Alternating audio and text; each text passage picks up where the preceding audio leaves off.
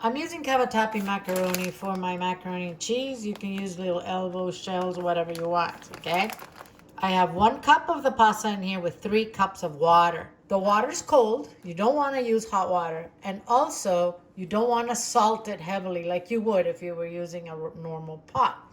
So just max a 1/4 teaspoon of salt.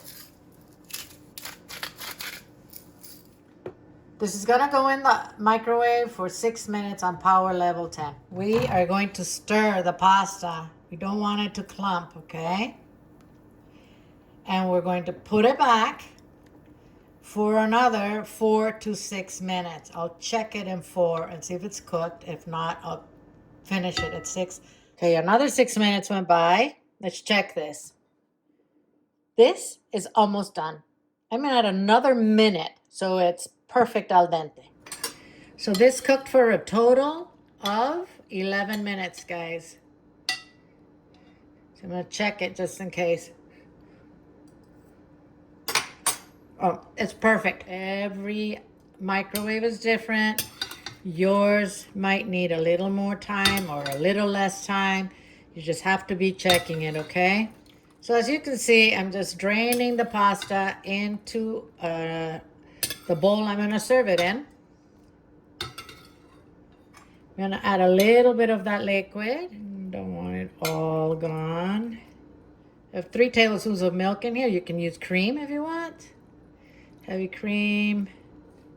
I'm gonna add a pat of butter and about a 1/4 cup of shredded cheese. Use whatever cheese you want. I am using cheddar.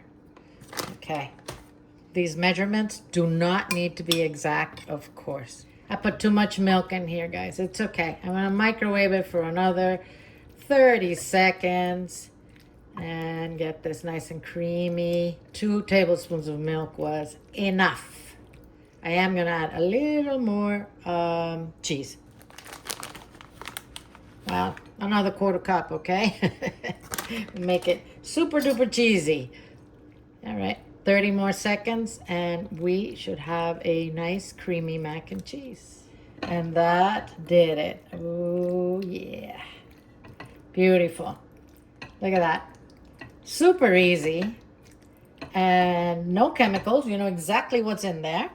I'll put a little bit of black pepper in here. A meal in less than 15 minutes. Very good. And it is great. Look at that cheesiness. Ooh, wow. Very, very nice.